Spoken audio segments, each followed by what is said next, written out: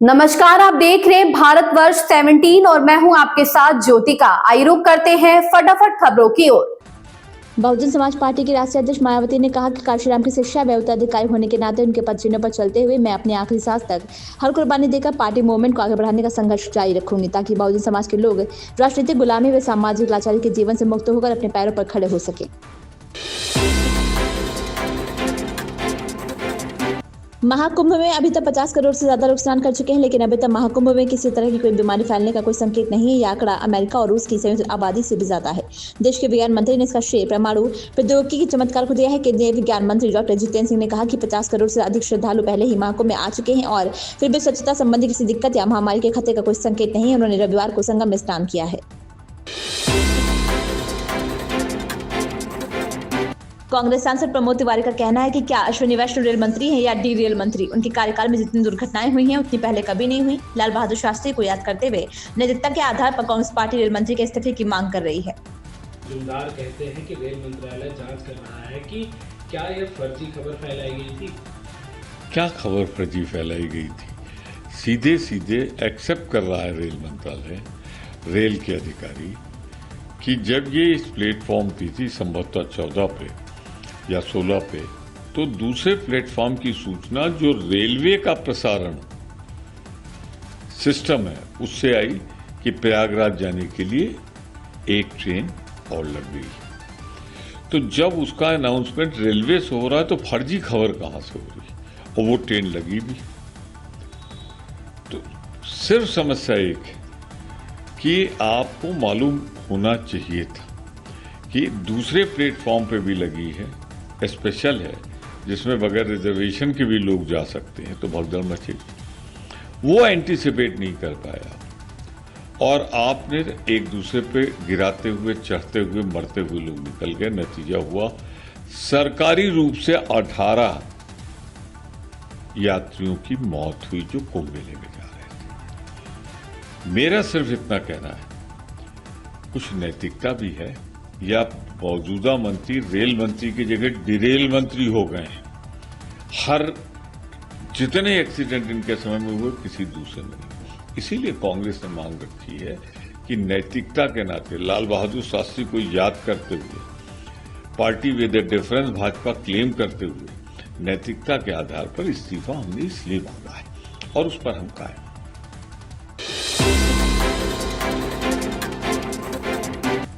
CM Sharma ने कहा, इस मुद्दे के व्यापक राष्ट्रीय सुरक्षा विशेष रूप से असम के निहितार्थों को देखते हुए राज्य मंत्रिमंडल ने पुलिस महानिदेशक को भारतीय न्याय संहिता, बीएनएस और अन्य प्रासंगिक कानूनों के उचित प्रावधानों के तहत शेख के खिलाफ मामला दर्ज करने का निर्देश दिया है।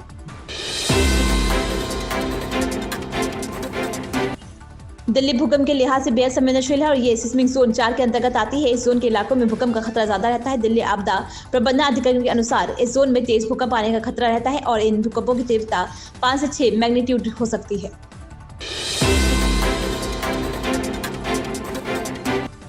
Congress overseas chief Sam Pitroda के बयान पर बीजेपी नेता सुधांशु त्रिवेदी का कहना है, सैम पित्रोदा ने खुलेआम कांग्रेस पार्टी के चीन के साथ समझौते का खुलासा किया है। गंभीर बात यह है कि सैम पित्रोदा ने जिस तरह की बात कही है वे भारत की अस्मिता, कूटनीति और संप्रभुता पर बहुत बड़ा गहरा आघात है। राहुल गांधी भी विदेश में इसी तरह के बयान कई बार दे चुके हैं। कुछ समय पहले अपने विदेशी दौरे पर उन्होंने कहा था कि चीन ने बेरोजगारी की समस्या को बहुत अच्छे से सुलझा लिया है।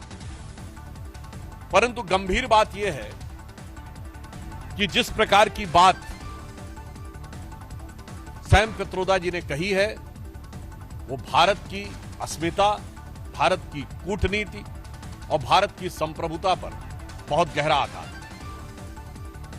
उन्होंने इस प्रकार की बात कही कि चीन के साथ तो किसी प्रकार का विवाद ही नहीं है, जैसे भारत ही अग्रेसर की भूमिका में, यानी आक्रामक मुद्रा लिए हुए, और ये कोई उनका अलग बयान नहीं है। नई दिल्ली रेलवे स्टेशन पर मछली भद्दल को लेकर उद्योगपति आनंद महिंद्रा ने प्रतिक्रिया दी। उन्होंने इस घटना को एक राष्ट्रीय आपदा बताते हुए कहा कि दुनिया के सबसे अधिक आबादी वाले देश के रूप में और सबसे कम प्रति व्यक्ति आय वाले देश के रूप में एक ऐसे होने के नाते हमें सुरक्षा को एक राष्ट्रीय मिशन के रूप में गंभीरता से लेना चाहिए।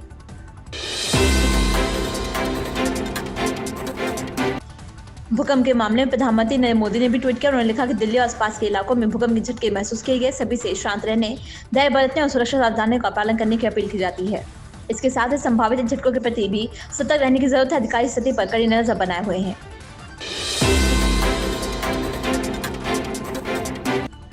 दिल्ली की कार्यवाहक सीएम और आप नेता आतिशी का कहना है कि मैं बीजेपी से पूछना चाहती हूं कि वे तय करें कि सरकार चला रहे हैं या नहीं। जब बिजली कटौती होती तो बीजेपी वाले कहते हैं कि आतिशी कार्यवाहक सीएम है, वे इसके लिए जिम्मेदार है, लेकिन जब मशीन यमुना में आती है तो वे कहते हैं कि बीजेपी और एलजी सरकार चला रहे हैं। उन्हें तय करना चाहिए कि वे सरकार चला रहे हैं या नहीं। मैं तो भारतीय जनता पार्टी से यही पूछना चाहूंगी कि वो तय कर ले कि वो सरकार चला रहे हैं या नहीं चला रहे हैं। जब दिल्ली में जगह जगह पावर कट होते हैं, जब उत्तम नगर, नवादा, संत नगर, बुराड़ी, त्रिलोकपुरी, संगम विहार, देवली में 3-3 घंटे, 4-4 घंटे बिजली जा रही है, तब भारतीय जनता पार्टी वाले कहते हैं नहीं नहीं नहीं, अभी तो आतिशी सीएम है, अभी तो केयरटेकर सीएम आतिशी है, वो जिम्मेदार है दिल्ली की बिजली व्यवस्था के लिए। राष्ट्रीय जनता दल के राष्ट्रीय अध्यक्ष, देश के भूतपूर्व रेल मंत्री और बिहार के भूतपूर्व लालू प्रसाद यादव बिहार विधानसभा चुनाव से पहले जून में 77 साल के हो जाएंगे। माना जाता है कि वे जब तक रहेंगे बिहार की राजनीति में धुरी बने रहेंगे। वे अपने बड़े बेटे को मंत्री और छोटे बेटे को उप मुख्यमंत्री बनवा चुके हैं, एक बार नहीं 2 बार। अब छोटे बेटे को मुख्यमंत्री की कुर्सी दिलाने की बात कह रहे हैं। इन खबरों में बस इतना ही। बने रहिए भारतवर्ष 17 के साथ।